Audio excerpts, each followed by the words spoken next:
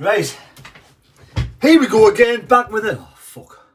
Hey, right, idiot.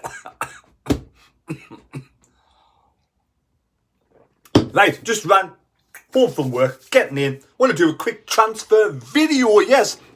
Transfer video. So before we delve into the transfer video, I want to say a big thank you to everyone who's subscribed to the channel over the last 24 hours and all the lifetime of my life.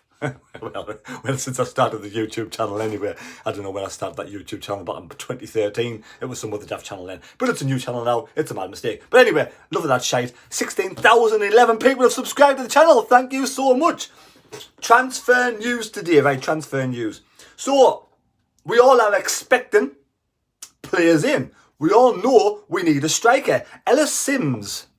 Now, Ellis Sims, we've lost Corey Evans for the season. We've lost Ross Stewart for the season. But that's the good news. That's the good news, because I thought the bad news would be he could be out for 18 months, potentially 2 years, potentially a career-ending injury for Ross Stewart. But thank God it's only to the end of the season. It's a 30% tear in his Achilles, and it's fixable. And he'll be back training in the summertime. So touch wood, he comes back. Please, he comes back fitter than ever. Take your time, Ross. Enjoy your time off. I know you won't enjoy your time off. Fucking hell, it's a stupid thing to say. Because you'd be pissed off because you want to be out there playing football. So yes, as in rehabilitate, get yourself sorted out, get back next season, raring to go, fitter and stronger than ever. I wish you all the best, Ross. All the Sunderland fans out there, and most football fans, to be honest, wish you all the best. We hate to see anybody get injured. And the same for Corey Evans. We want to see Corey Evans back as well next season.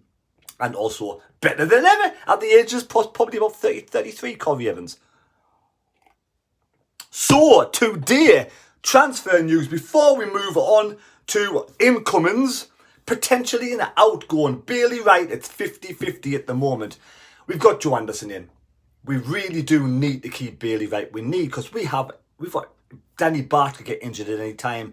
We've had Ballard with injuries in the past. With Lessie's a few injuries as well. So Huggins a few injuries, Serkin a few injuries. So we are kind of, it is a bit sort of up in the air in defence, even though we look strong at the moment. The way our look is, I could just fall to bits. So I'm thinking we need to keep Bailey Wright because he seems to be one of the solid units there that never really gets injured. So at the moment he's 50-50.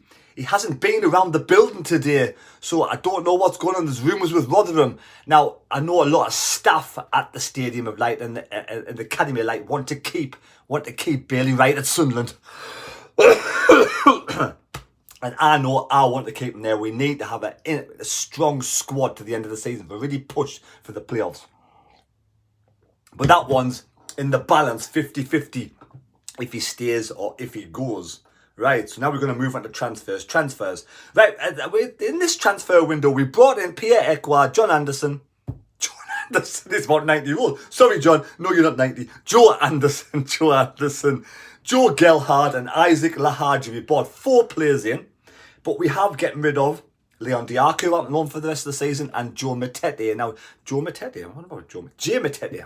That blows my mind. Jay Matete. So, yes, so Jay Matete could potentially be brought back, couldn't he? Because if we don't get anybody else in this transfer window, and there's been nobody around the building today, no new faces around the building, no new faces in and about Sunderland, none being spotted. So, could this be, that's it? Could this potentially be nothing else coming in? Now, if nothing else comes in this transfer window, will you be gutted? Will you be gutted? Potentially, there could be nobody else coming in. Because, let's face it, Sims, seen at Everton on the training pitch. The new manager is siding towards keeping him there. Because they're in a bad shape, Everton. They need all hands on deck, all bodies there. And Ellis Sims played in the right position. Could actually do a good job for Everton. So I can't see Sims coming. I hope I'm wrong. I want Ellis Sims to come back to Sunderland. But again, it's 75% going towards not returning to Sunderland. So then what do we do? Who can we get? We're going to be left in this Will Grigg situation again where clubs are going to go, Sunderland are desperate.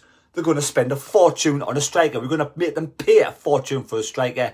And also, they've lost Corey Evans. They're desperate for a midfielder. We're going to make them pay over the top for it. So I've got a feeling this is it. Nobody else is coming in this transfer window. They're going to knuckle down. Tony Mowbray's going to work his magic and do his best with what he has now. The only strikers that we do have, we do have Joe Gelhardt.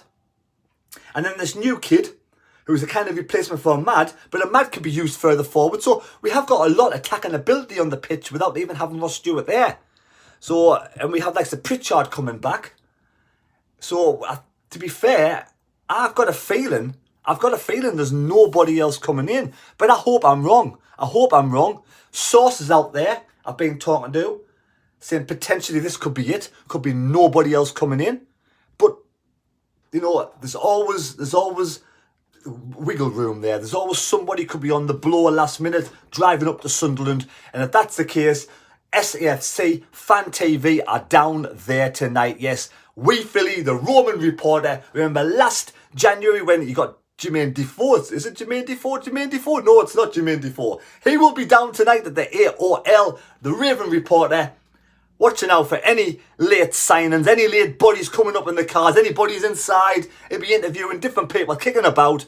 So there you go. Wait for the SFC Fan TV live stream at 9 o'clock. Be there, join in on the chat, and we'll see if we have any late bodies coming through the door. But I'm kind of 80% thinking there's nobody else, and that's it. I think that's it. I do honestly think that's it. That's it. We've got what we've got now. We have to make do with what we got and get on with it. And we do have a lot of youngsters in there. We don't have much on the experience side. That's what we lack, an experience. But we will have Corey Evans still in the training, on the training pitch. Corey Evans still in the changing rooms. Corey Evans still being the captain, out and about. He just cannot play football. So he'll still be there, guiding the youngsters. And I'm sure Ross Stewart, when he gets his foot sorted out, and I don't even know if he'll be out there. I might have to just rest up completely, won't he? Because Achilles is the funny thing, it's horrible. So he probably would have to have no weight on it at all. So there we go. So we probably won't even see Ross Stewart around the training, around any match days. I don't know. I've got no idea about the rehabilitation of Achilles. But like I say, we've got Luke O'Nien as well. People dismiss Luke O'Nien as a holding midfielder. We could have Luke O'Nien as a holding midfielder if Matete, if he doesn't come back, or if Misshoot is not doing too great there, or we got Barr and we got Pierre Ekwa. So for me, there's a lot more that Luke O'Nien could do in that position. Now, a lot of people think they don't want him in centre midfield, but he is very durable. Look how well he's played at the back.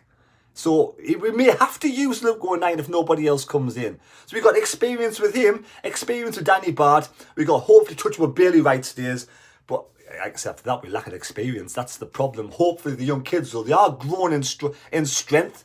Patrick Roberts is coming more, getting more to the middle 20s now. And Mad's coming to his own. We've got Jack Clark. We've got plenty of bodies in there. Ballard starting to, Trey Hume and Alessi and Huggins has come back. So touch wood, we can get the playoffs this season.